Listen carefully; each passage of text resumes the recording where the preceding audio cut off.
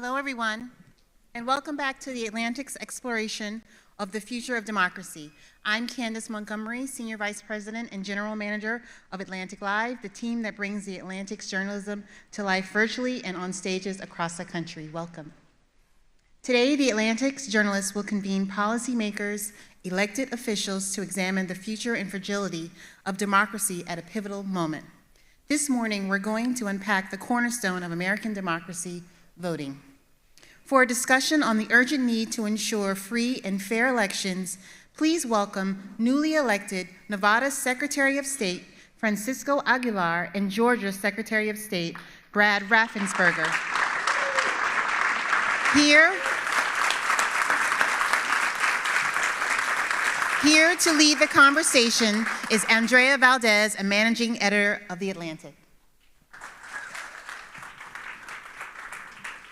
Hello, everybody. Welcome. Really appreciate you being here today. And thank you so much to the Secretaries for joining me in this conversation. I'm very excited to talk about the future of elections.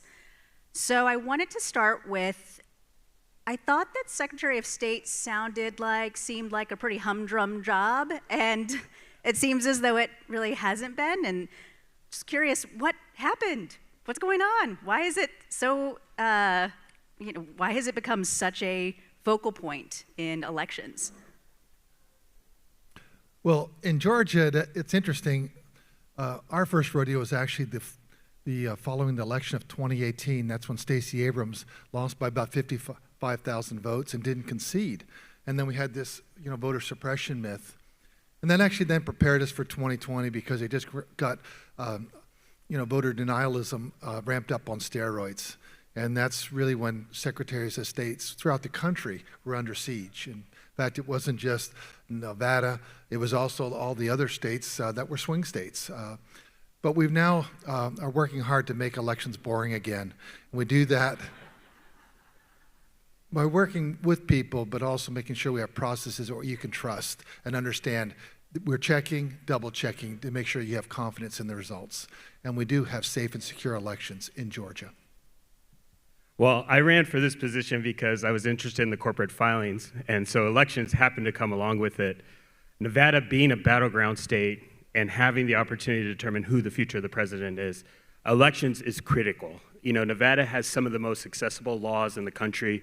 Our legislature and our previous governor have done a phenomenal job of ensuring every Nevada has access to the ballot box because every issue we care about runs through that ballot box.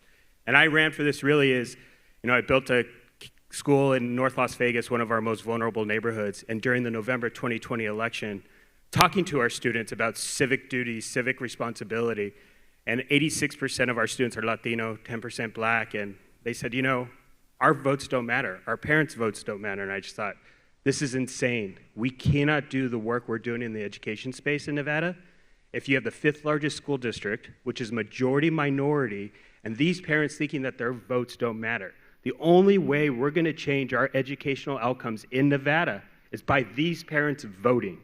And we have to continue to fight for that access if we're going to see the state we want to see.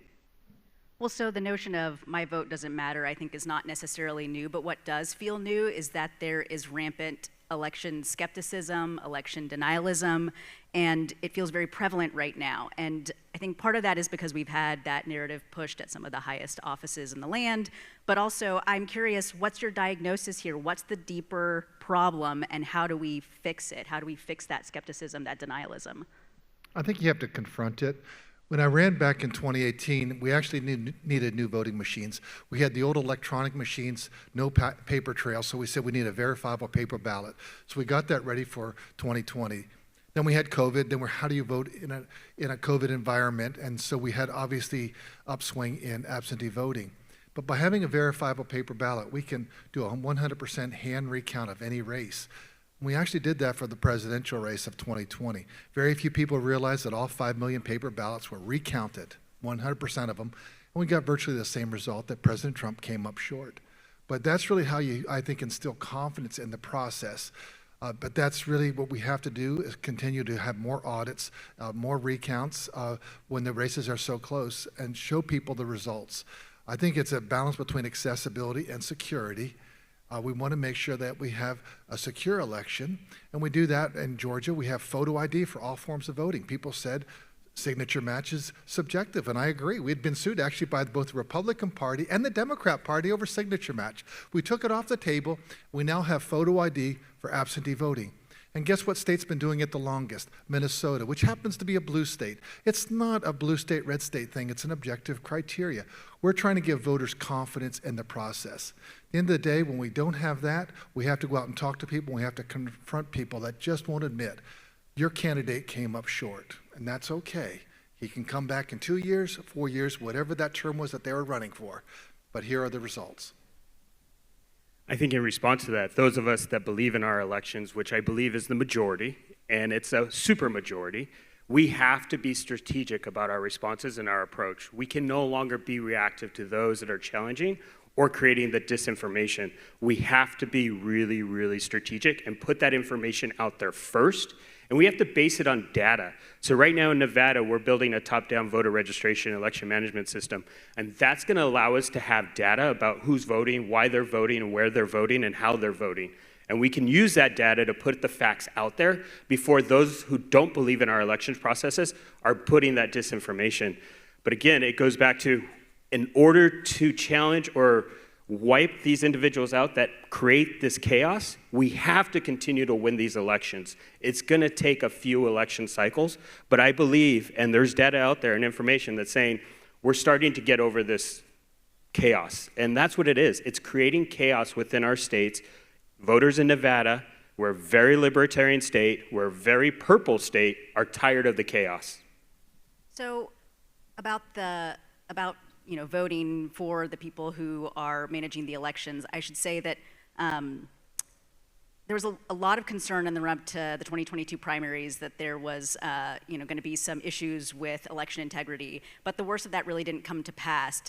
So how much trust should people feel in the state of elections, especially when some of the people that are running, both of you, ran against election skeptics? Is this something that we should be worried about, that more of these people will get into office and that will continue to exacerbate this issue and cause loss of trust in elections if these people do start winning? Well, as the secretary and I just had this conversation, obviously I ran against the most dangerous election denier in the country. And beating him was a message, right? It's a message to the rest of the country that these individuals, especially in Nevada, every election denier who ran on the ballot in Nevada and every election denier who ran for a Secretary of State race in the country lost. And I think that's a very strong message. We have a Republican governor. He ran on the moderate principles of the Republican Party, and he won. On the other races, it was all Democrats because of the fact that election deniers' messages are not working.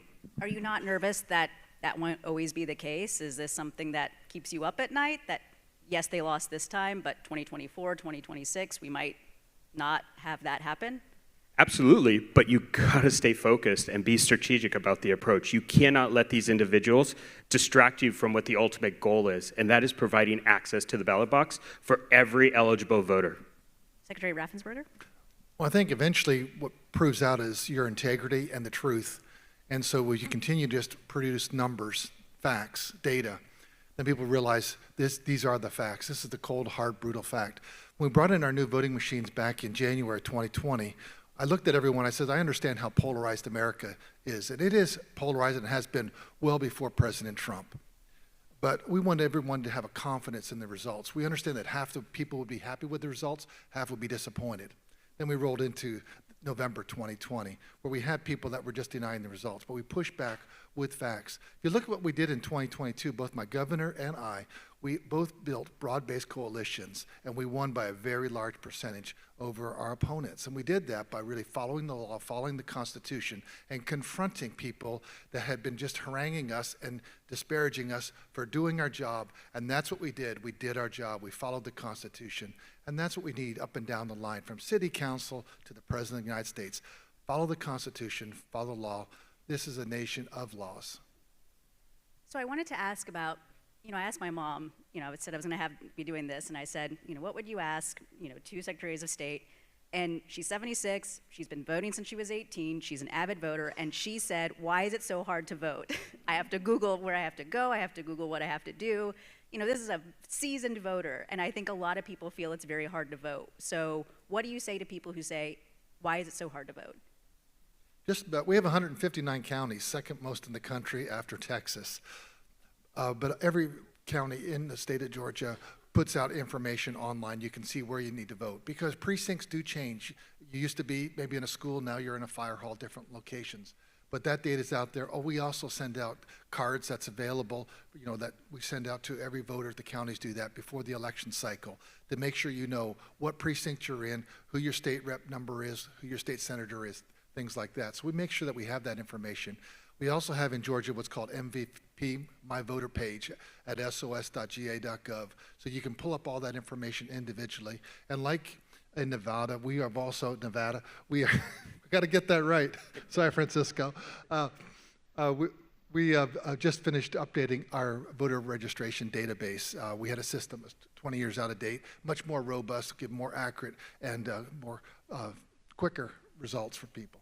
Well, there are certainly a lot of resources, and sorry, I don't mean to cut you off, Secretary. There are certainly a lot of resources, but some may say that there's also some legislation that's introduced that makes it difficult for certain people to get access to the ballot. What do you say to that? Well, in Georgia, we have record registrations. In fact, people have gone out and looked for people that were unregistered. One of the things that Secretary of State Brian Kemp did, who's now our governor, is he did automated voter registration. And a lot of people say, why are you doing that? Well, in Georgia, you will be registered to vote when you get your driver's license number if you meet the qualifications, unless you say, please don't register to me. And some people say, well, why do you do that? Well, because you're going to have better data. Because when you ever get pulled over by a policeman, one of the first question he asks you, can I see your driver's license and your car registration? What's the next question? Is this your latest address? And if he pulled you over for running a stoplight, you're going to get a ticket for that. Plus, if it's not an updated license, you are now going to get hit with not having an updated driver's license. People update their driver's license, so it allows us to chase our voters throughout the state as they move. And why is that so important? 11% of all Americans move every year. And so we have to be able to follow people around the country and around our state, around our precincts. So we want to make sure that we have updated voter rolls. So that's actually, because we have automated voter registration, you will be registered when you move to the state of Georgia. I would respond to your mom, come move to Nevada. So in Nevada, we have universal mail ballots. Every registered voter in Nevada gets a ballot, so they can vote when it's convenient to them. We have 2 weeks of early voting. And then obviously on election day, we have still polling sites. You still have your mail ballot. So we like to say that we're serving the population that has trouble accessing the ballot box. Especially, Nevada is a very rural state. And I know the Secretary of Georgia and his wife has spent time there and understand the vastness of the state. There is not opportunities for somebody to access a polling site, especially at tribal communities. There are tribal community members that have to travel over 2 hours to access the ballot box. But with universal mail ballot, they have that opportunity to exercise their fundamental right to vote and have a voice in the future of our state. And so your mother would have an excellent opportunity to vote in Nevada, so we welcome her. Well, to Francisco's point, in Georgia, we have 3 weeks plus 2 Saturdays of early voting. But that really points to why each state should really, they tailor it to what is best for their state. We only have about 6% of the people that vote absentee. It ramped up to about 30% during COVID, but got back to that historical average. Historically, all demographic groups in Georgia like to vote in person, and that goes back to some pre-1965 issues. Being politically delicate about that. So people like to vote in person in Georgia. And so it just was, we have 17 days early voting. We have no excuse absentee voting. And so people have 3 options. They get to choose. So, okay, you just mentioned, and we all know that elections are run at the state and local level. There's been federal legislation that's been introduced.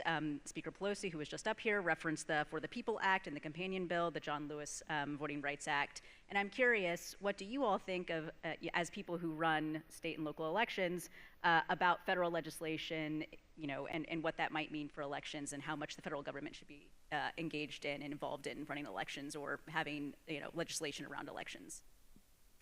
I would say we have to be careful with unfunded mandates. If you're going to create a federal standard, we have to make sure that every state has the resources to meet the expectations of that.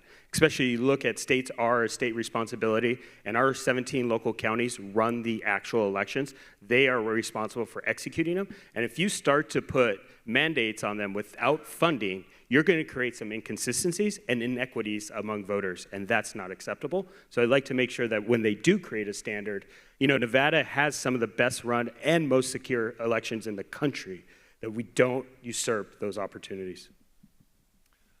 I believe that the states are doing a pretty good job as it is right now, and historically and constitutionally, it is really the states run the elections, and at Georgia, it's the counties run the election, and it comes up to the state level. I do think that some of the things that the federal government could do is, number one, is NVRA of 1993, when it was passed, says you can't update your voter rolls 90 days before the election. The challenge with that, as I just mentioned, 11% of all people move. And with Georgia, with 7.5 million people, that 90-day window could be 200,000 movements we've had around the state, around the county, around the precinct. And so during election years, or presidential years particularly, because we have runoffs, y'all don't have those, we do, we're in election season, a 90-day window for the entire year. And so we end up with lists that just can't keep up with that.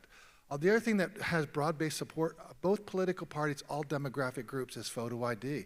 It just makes sense to me. We should have that if you're going to have any nationwide standard. But, like again, if you're not going to have the federal government getting involved in elections, then that's a state-by-state decision.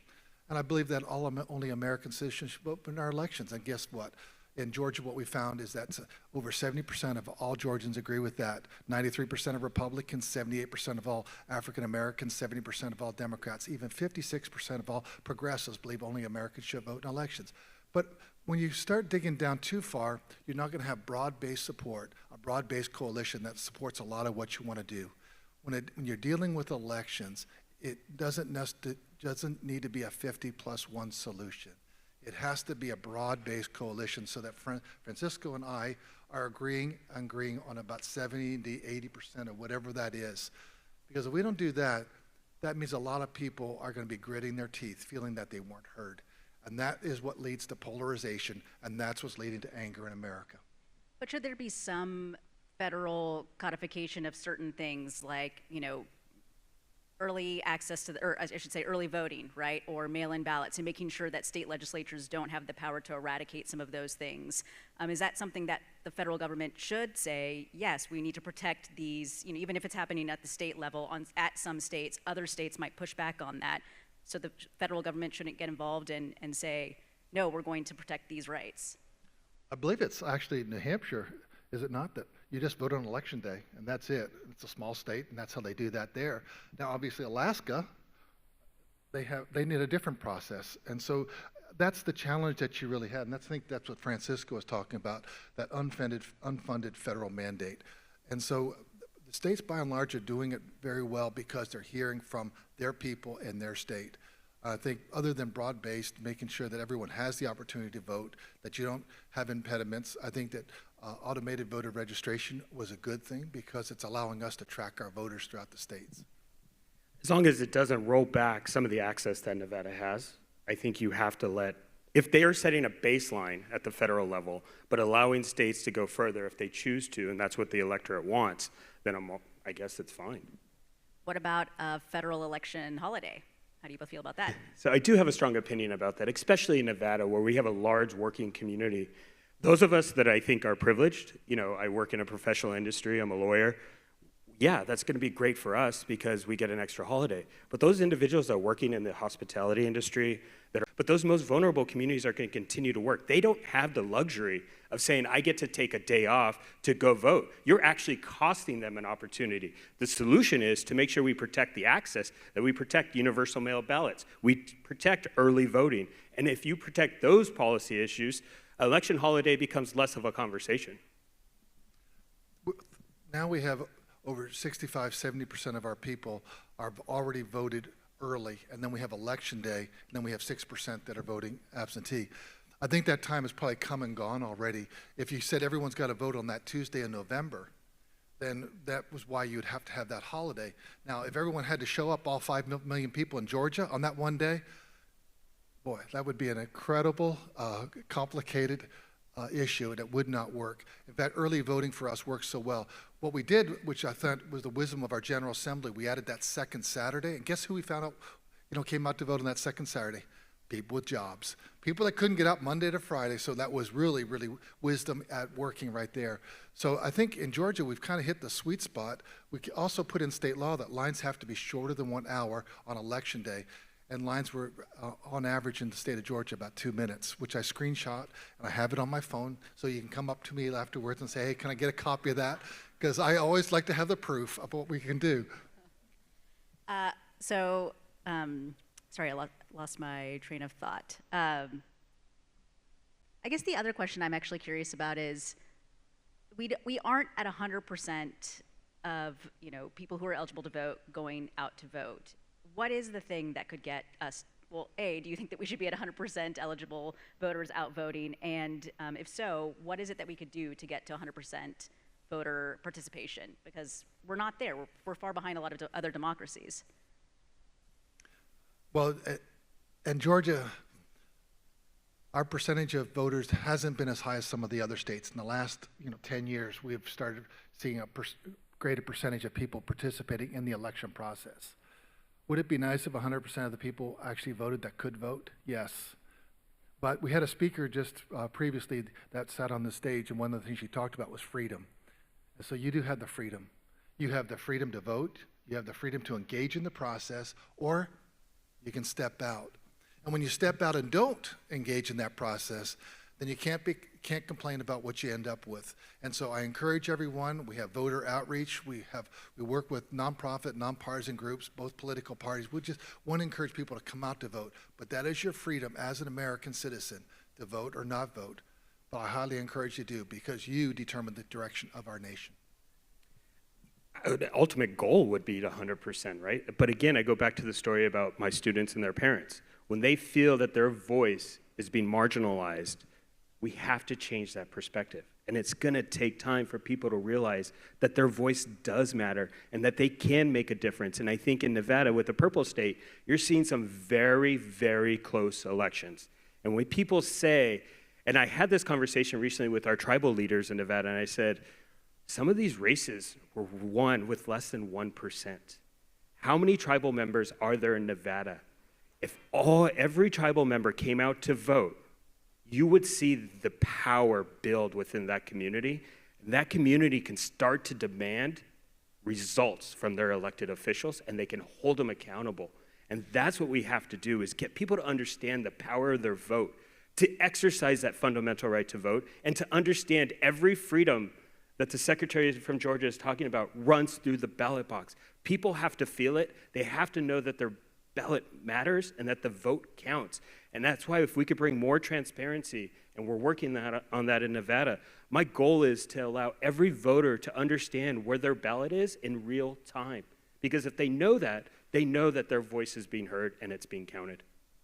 Well, is it something where if I don't have my device on me, it's usually glued to my hand. Should we make it as easy to vote as doing something through your phone? Should we text to vote? I mean, should we take a tip from American Idol? I mean, I'm just, is this something that I would ever want? Is digital voting, texting voting? Yes, absolutely. We do have a very aggressive, active digital voting program for our military personnel, for Nevada citizens living overseas. We're about to work with the corrections division to allow individuals who are in jail but haven't been processed, they still have a fundamental right to vote. And the way to do that is allowing them to vote digitally. And so looking at that, and I do have to admit this, is when I was student body president at the University of Arizona a long time ago, when I was young, we used to borrow elections equipment from the county there, and they significantly raised the prices, which limited the number of polling sites. And I thought, we are a large commuter campus. Not everybody can get there, and so we instituted online voting, which increased the participation of every student on campus. And so going back to that era, I think we have to get a market adoption because people still aren't comfortable with that process. And so it's going to be a very slow evolution towards it. But we can start working on the technology now in very limited ways so that when voters are ready for it and the market demands it, we're ready to go and we can be responsive to that need. Secretary Raffensperger? A few years ago, one of our multiple lawsuits, going back to 2019, we had about 13 lawsuits. But we had brought in this expert, a college professor, and I asked him that question about, voting with your phone. And he kind of looked at me, and he says, Brad, we're not ready for that yet. When you and I are gone, and I'm thinking, I'm not 75 yet. but the younger generation, everyone under 30, they're used to using their phone, and they will not tolerate not being able to vote. But right now, it's not secure enough, and that's what needs to be secured. We are using it for overseas military UOCAVA ballots. You're seeing that many states are incorporating that. But we're not ready yet for broad-based support, but the younger generation is going to be insisting on that. We need to shore up the security to have that. He actually says what it'll do to put the voter in charge, because you could actually vote at 10 a.m. If someone pesters you to death, like your boss or someone else that could be coercive, you could show them who you voted for. You could change it 5 or 6 times, as long as it was in by 7 p.m. at the end of the day. He says it'll actually put the voter in charge and help do away with voter coercion, but we're not there yet. How far away do you think we are? He was talking about 2030 onward, somewhere in that. So it's not that far away, actually. Not far. Secretary Raffensperger, I wanted to ask, this is something that, obviously you dealt with a lot in 2020. Should secretaries of state and regular Americans be concerned that politicians will feel further emboldened to call election officials and asked to find votes? Is that something that we should be concerned about? I think that was a one-off event. That's good to hear that that's your thought. So we should not be concerned that this is something that will become more prevalent, and this is something that politicians would feel emboldened to do this now. I work with a lot of different, secretaries of state. Barbara Savasky in Nevada, she had people shooting up your election offices in rural parts of the state, but she stood there, she did her job. You saw the same thing in Michigan. You saw in other states throughout the country. We did our job. And people need to understand it's not just the Secretary of State, it's also the county election offices. It's also the precinct workers. Do you know who the precinct workers are? Anyone here that has ever worked an election? Look at all y'all. God bless you.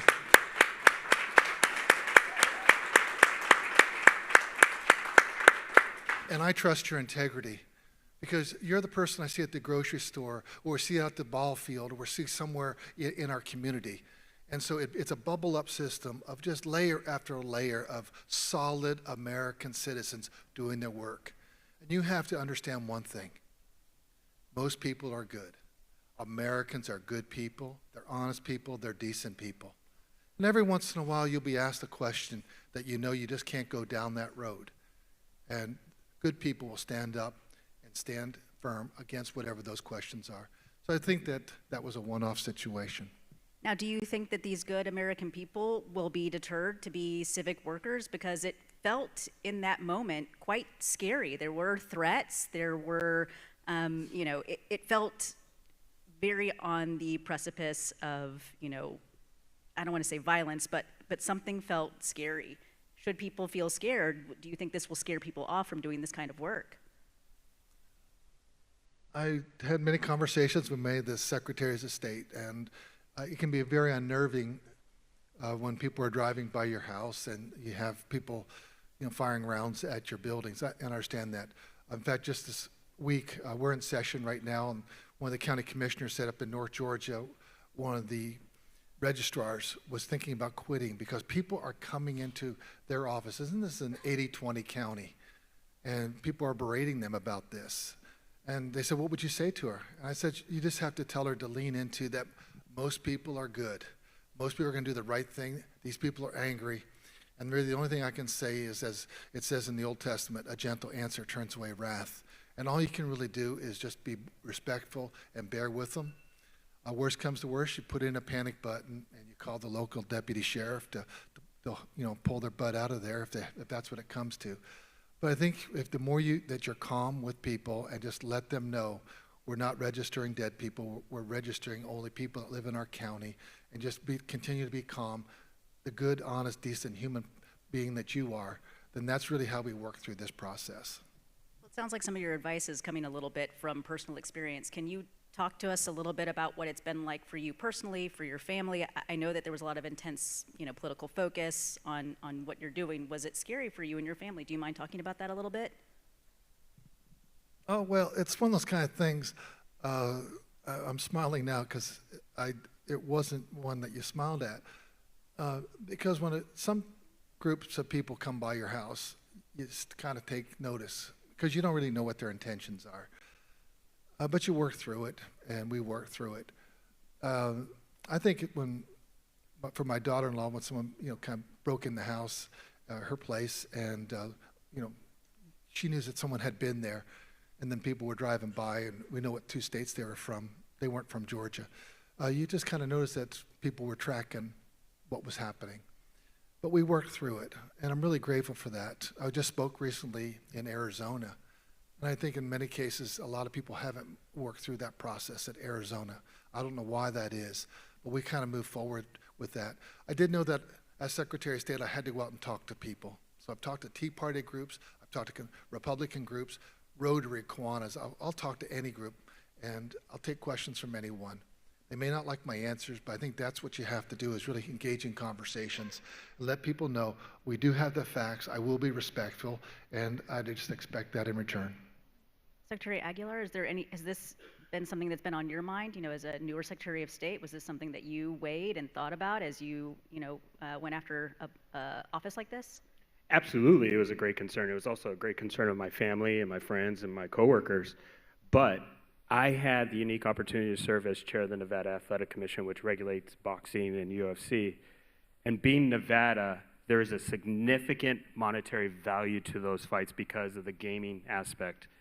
I made certain decisions as chair that made people very, very angry. And I experienced some of this in that position. So walking into this role, I knew what I was up against. And our previous secretary, unfortunately, got some of the ugliness that we don't ever want to see. But you have to stand up for what you believe. You cannot let it distract from what you're trying to accomplish. Because if we do, we're going to allow these people to win. And when you talk about election workers and volunteers and precinct workers, our elections happen because of the people. They don't happen because of the technology. And so we have to have election workers' backs. And when I first won the election, I said the first piece of legislation I'm going to introduce into the legislature is to make it a felony to harass or intimidate election workers and volunteers. Because 80% of our election workers are women. Those are our daughters, they're our sisters, they're our mothers, they're our wives. So they have to know somebody's there to stand up and protect them. Because right now, we're not doing a very good job of it. We're down 30% in the Secretary of State's office in the election department. Our local county clerks are resigning. We're down 50%.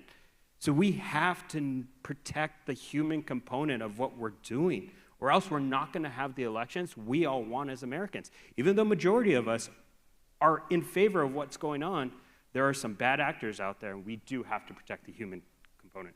Secretary Raffensperger, do you have something to add? I think we said it all. I think that's pretty much it.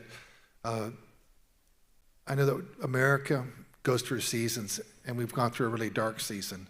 But I feel that we're coming through that bit by bit. You're seeing more Republican leadership stand up to be counted. And I know back in November 2020, it was probably fairly lonely out there.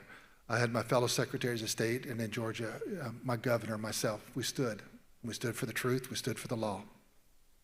Secretary, so former President Donald Trump is part of an investigation that Georgia is doing in election interference from 2020. And I'm curious, do you think that he should be indicted? Should he be charged? My background is I'm a structural engineer and a business owner, and so I leave the legal questions to lawyers.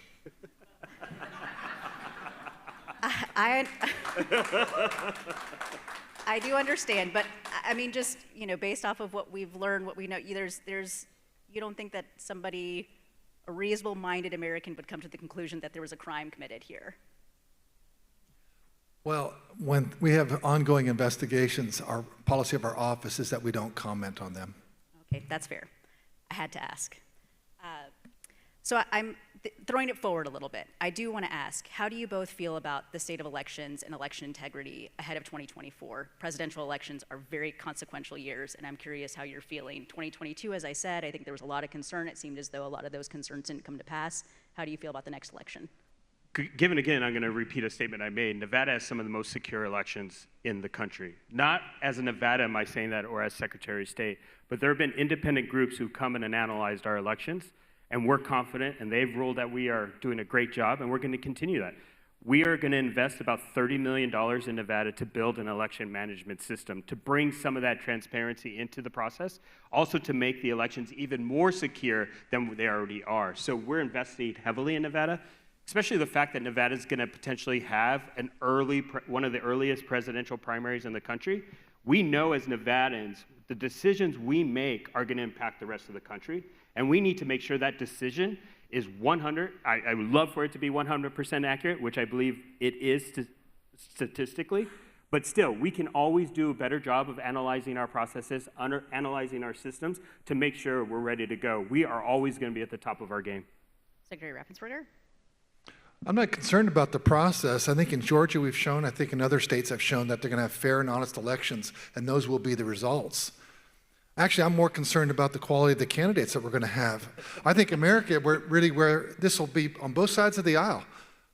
I don't think this side of the aisle is happy with what they're getting. I don't think that side of the aisle is happy with what they're getting. They're looking for someone with a positive, aspirational vision for America. And whatever party gets that person first, that's one's probably going to be leading the next 40 years. And I'm a Reagan kind of guy, Reagan Republican, and that's what I'm looking for. And you know, the speaker that was out here earlier, she was a John F. Kennedy kind of person, and he was very aspirational. He did very well. So we're both looking for that next person, but we need to have something that unifies America on what our common values are, what our common interests are. And that's what would really get me excited, because we'll have honest and fair elections. And I just don't want you all to be disappointed with what you end up with, because we didn't have candidates that excited you. Other candidates that are exciting you for the top of the ticket for the Republican Party right now? I've heard a couple, and I'd like to hear a few more. You don't want to talk about these couple that you don't want to say? Well, you know, it's one of those kind of things. I don't want to hurt the poor, fellow. You know, it's like or lady, because all of a sudden they said Raffensperger said this, and so I think it's really everyone gets a voice in that. My voice is just one voice. But I think that we're all sifting around looking for that next, idea, something that really gets you excited. And so that's a good idea. That's a good idea. And it gets synthesized in a person in a party, and it moves us forward. But it also, once you become president or statewide elected, Francisco's job, I'm not going to help him, he won with this and a little bit on maybe that side, but he wants to grow on this side. When you became President of the United States, Reagan expanded his party, and that's really important. And other presidents have expanded it the other way. And so you have to understand you're the president, you're the governor, you're the Secretary of State of all the people. And that's who I serve as Secretary of State, is all the people. And I think people lose sight of that sometimes. So am I to presume that maybe Donald Trump is not the person that you would support at the top of the ticket?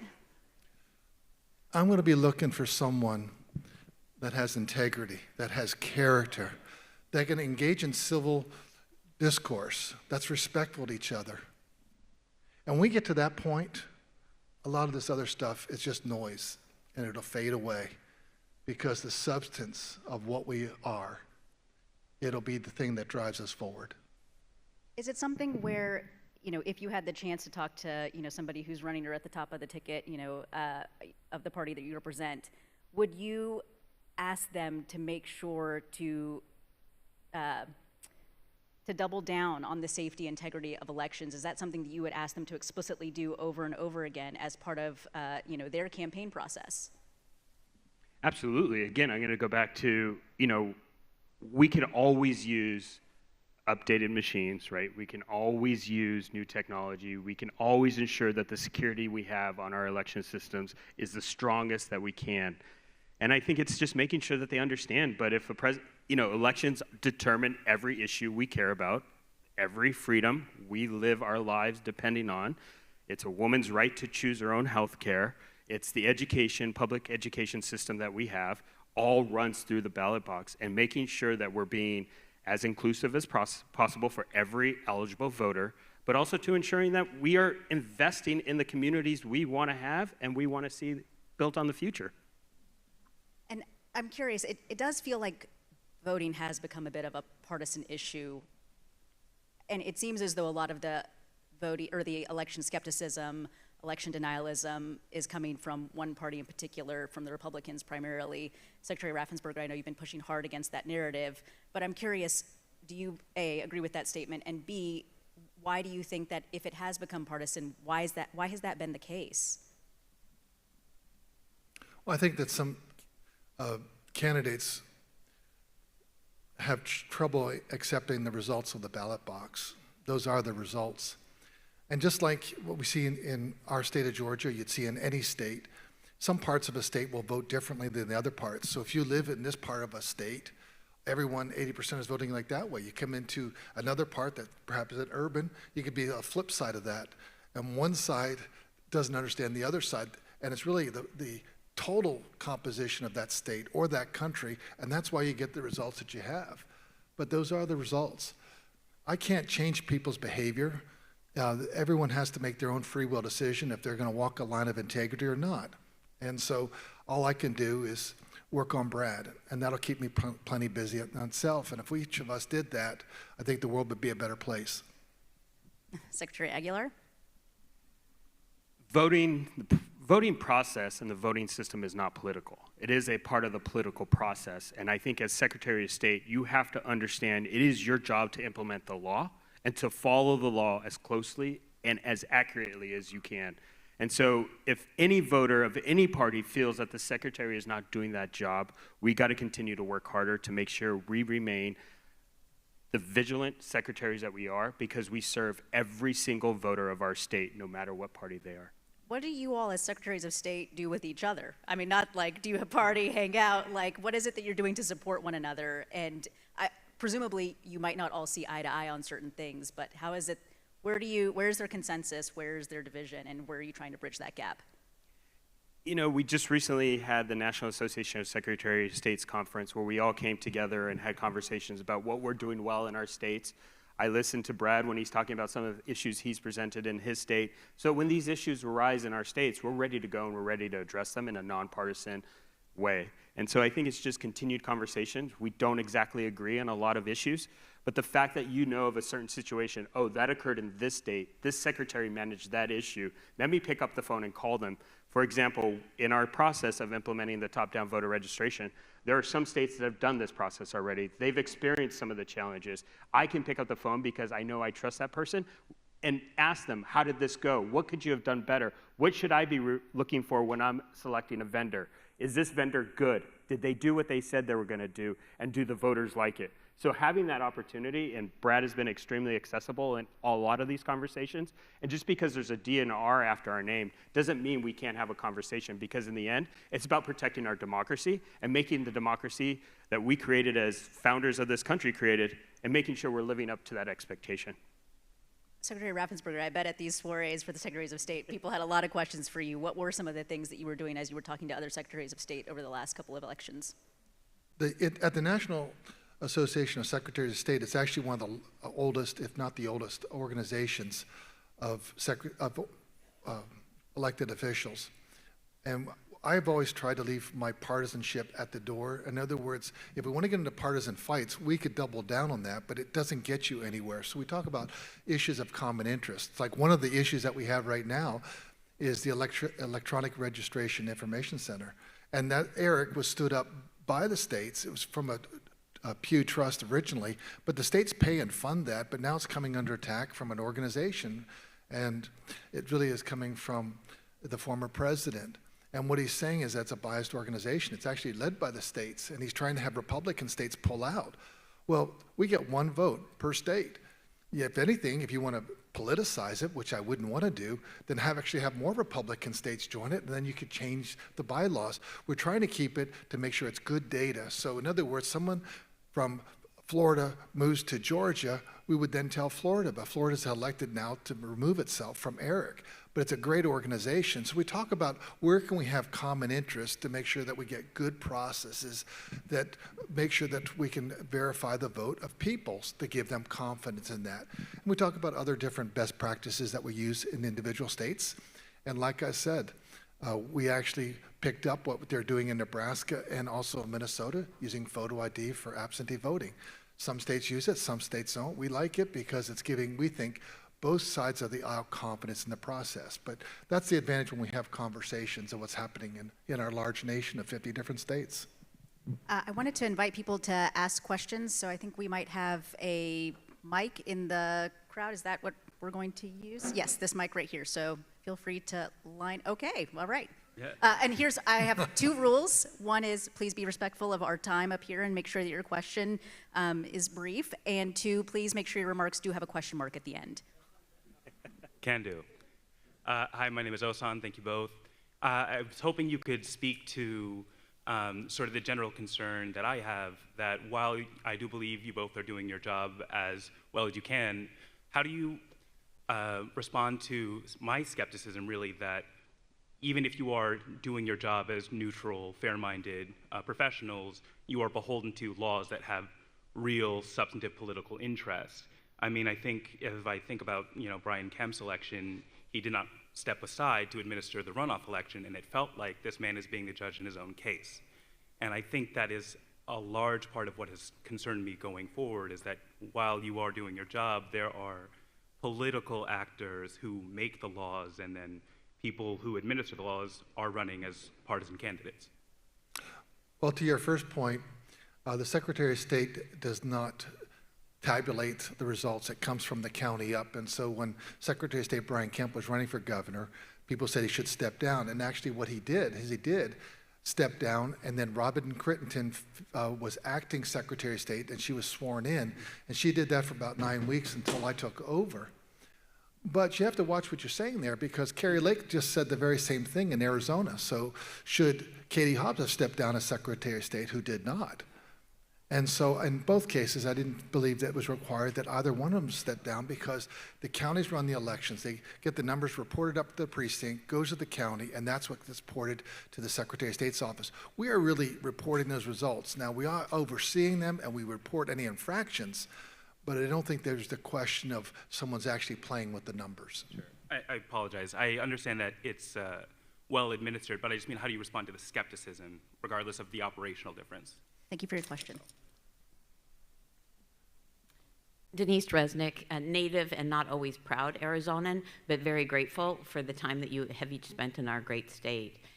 Your thoughts and that of your colleagues about open primaries, primarily for, of course, our state elections. I support open primaries.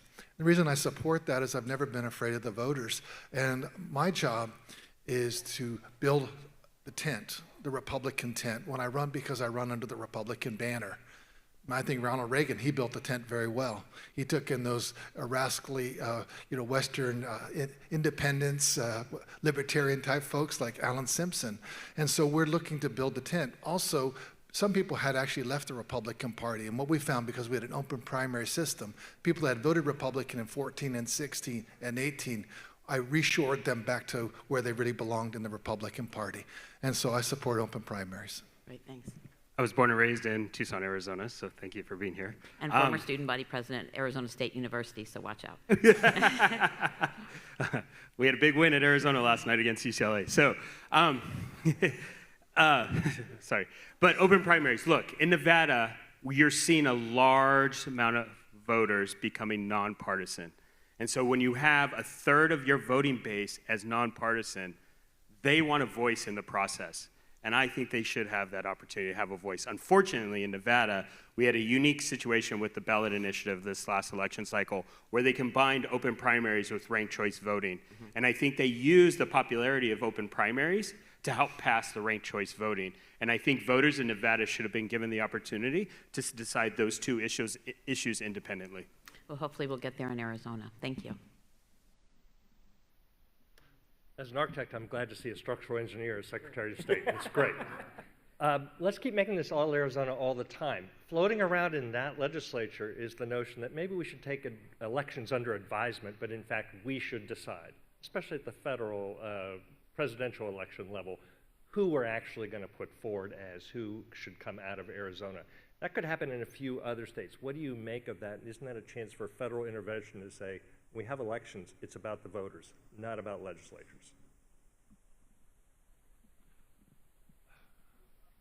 Even though I'm not a lawyer, I think that that theory would not stand scrutiny.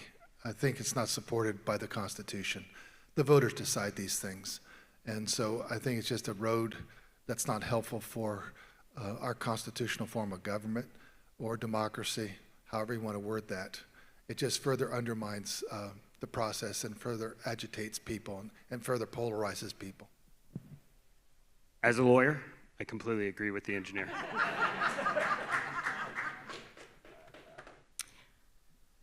I think part of the reason for low voter turnout is the lack of transportation to the polls. And for those who don't get mail-in ballots, I'm wondering if you ever foresee a time where there'll be mobile voting, where buses or semis or whatever can go out into communities and people can vote in their communities without worrying about transportation.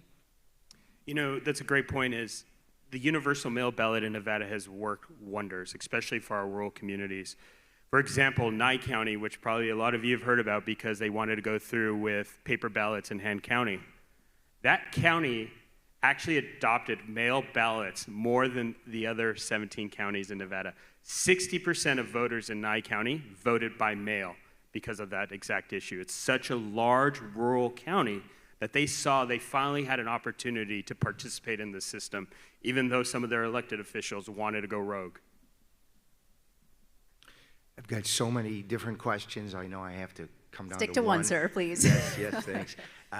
First of all, it's great to see an R and a D together on the stage together, agreeing. I thank you both for your integrity on the past elections. It's wonderful to see. It gives me hope that the pendulum is swinging back correctly.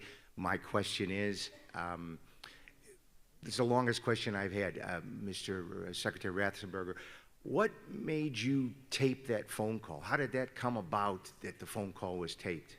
Did you suspect something? I mean, what was that about?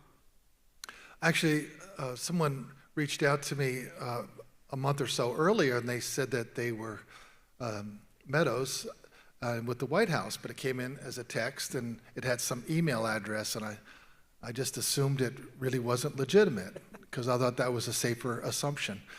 And then I got another one, and so then I just kept on avoiding it because I didn't think that it would be something that would really be helpful to the process.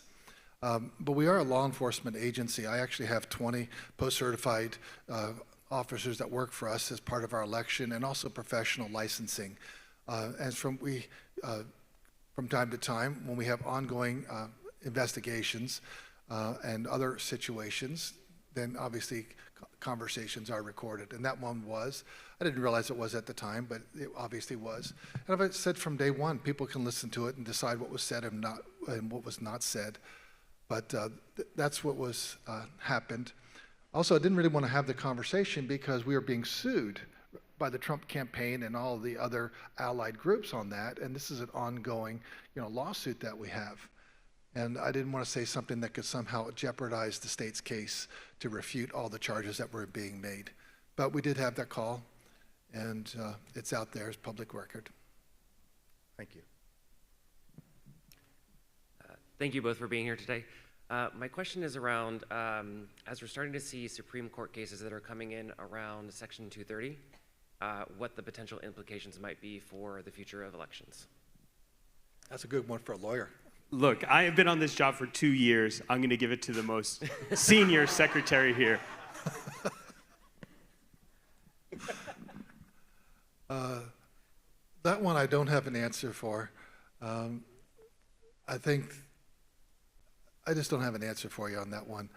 I want to make sure that people have confidence in the process, because that's what we've shown in every state, that we've been put through the ringer, and at the end of the day, Virtually all the voting in America now has a paper ballot. We can hand recount anything. We want to make sure the process is open and fair and accessible to everyone.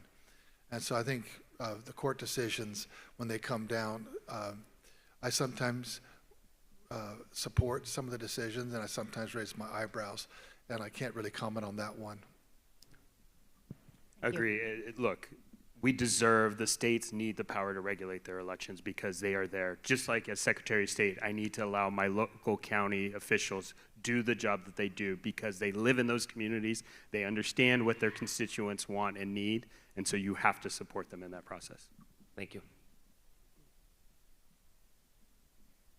There's obviously been a lot of news over the past couple of years and in recent weeks around how certain media networks have been very consciously complicit in spreading election misinformation. I was just curious about how has the media and media messaging complicated the ability for you guys to do your jobs, and how have you been able to mitigate some of those challenges? To be honest with you, I don't really watch the news or the media, and I don't pay attention to social media just because I know what my strategy is. And again, I mentioned earlier that we have to be strategic in this process. We can't be reactive. And if you're responding to a media network because of something they said that's on the news, you're doing a disservice to your voters. You need to stay on track, you need to stay focused, and you need to be exquisite at what you're doing in your job for the people you serve. Well, having lived through the fallout of the November 2020 race, what we had happen in Georgia, and I think you're alluding to that, is Rudy Giuliani came down to a state Senate meeting, and we had a 24/7 videotape of what was happening in the counting of the absentee ballots in a Fulton County precinct. And he went ahead and he selectively picked sections, and then he made a false narrative. This is where they're doing, stuffing the ballots. Here's where they're double counting and things like that. That unfortunately got on Fox News that evening. And I believe it got on at 7 o'clock, 8 o'clock, 9 o'clock, and 10 o'clock. Because I did tell you I was in the construction business. And in the construction business, most people in Georgia are conservative Republicans. And my phone was getting lit up by all of my friends about exactly what was going on. And so now we know that it was never supported by the facts. We debunked it the next day, but our message never could really combat. Someone that has 80 million Twitter followers could not combat Fox News. But it's out there in the public record what Fox News people thought about the situation, what their higher-ups thought. And what I'll do is circle back to integrity and truth. I think we all have a responsibility to act like adults. I think we all have a responsibility to walk a line of integrity at wherever we're positioned. It doesn't matter what job you do. And some people made the grade, and some people didn't. I'll let you decide who. Thank you. We have 3 minutes, so we'll take these 2 questions and we'll wrap up. Thank you so much for being here. My question is sort of around how young voter turnout is increasing all over the U.S. I'm wondering if you can share any thoughts on how politicians and the American people can really work to deconstruct particular stereotypes or assumptions that there are about each party, so that youth who are in particular malleable, and I think malleable to biases as well, how they can actually feel emboldened to really vote based on what they believe in rather than what they ought to believe in, and certain conclusions that may have been come up for them based on their particular state or environment. Again, it's starting at a younger age, even before a student can vote. Being passionate about education, I've been spending a lot of time as secretary in schools, whether it's in Love of Reading Week or talking to civics classes or governments classes, educating them on the power of their vote, especially going back to Nevada being such a purple state, is students can make a difference in the outcome. And I know I talked about this in the tribal communities, but it applies to our college campuses as well. There are enough voters on those campuses that they can determine the outcome of an election. And I've been telling them ever since I've won my election, talking both young Republicans and young Democrats, to say, you as students have the power to determine who the next president of the United States is, because Nevada has such slim margins, but we also will help determine who the next president of the United States is, and get him to understand that their single vote can have a national power. When Secretary of State Brian Kemp held that office, he started the Student Ambassadorship Program, which was really putting it out there for high school students, really about civic engagement and really working on very positive ideas, voter registration drives, holding a debate, having the high school students lead a city council debate or county commission debate, things like that. In the last year or so, I've traveled to several universities and talking to university students. And it's really exciting from the standpoint of someone that's well past their university years, because it's amazing. These students, their brains are just firing like 120 miles an hour, and it's question after question. Their brain is just firing like the synapses, because they have all these ideas and they're filled with positive energy. And unfortunately, a lot of our people that are running for political office don't have that same positive viewpoint of the world, and we're depressing y'all, and I'm sorry about that, but I'm doing the best I can, And so all I know is we have to really work at making sure that we are answering people's questions and meeting people where they're at, which is going out and talking to people at the universities and not being afraid of anyone because you think they might have this viewpoint. You get down and you find out that most people have a lot of common interests, different particular things, but engineers may think differently than another profession, but we're all, at the end of the day, we think similar on a lot, probably more of stuff that we think similar on. Thank you. Can we take this one last question, or? Yeah, it's one, if you don't mind, one last question. Great, thank you so much. Cities play such a key role in elections, and I'm curious to know, what do you think the biggest gap is for cities, the one thing that you might fix, and can technology help? So, 70% of the, maybe 80% of the population is in Las Vegas, Clark County. So we have a high concentrated voter base in the South. However, there are cities and counties throughout Nevada that need resources, and making sure they have the ability to conduct the elections they want. I think the implementation of top-down voter registration and election management system will be key to some of those rural communities and rural cities. It's also key to some of our most, rural Native communities. It's just, and the Native communities want to participate, but where they sit in the rural communities, those rural cities and counties don't have the resources all the time to provide for them. And so it's figuring out, how do we bridge these funding gaps? We were recently at NAS, which we talked about earlier, and some of the secretaries said, we don't want any federal dollars. And I said, we'll take them all in Nevada, because I know the funding gaps for some of these rural communities, and it's finding resources to be able to do what they want to do. In Georgia, I believe with House Bill 316, which got us new verifiable paper ballots, ability to do joint ERIC, were tremendous improvements. With SB 202, we added another day of early voting. We also had a requirement that lines have to be shorter than 1 hour. Because if there's long lines, guess who wears that? I do, and I don't even determine how big the precincts are, so we've solved those issues. I feel that we actually hit the sweet spot in Georgia, and we just need to continue to push back when people don't accept the results in Georgia, and we are prepared to do that in the 2024 cycle if that so happens. Thank you so much, Secretary Raffensperger, Secretary Aguilar. Thank you all for coming today.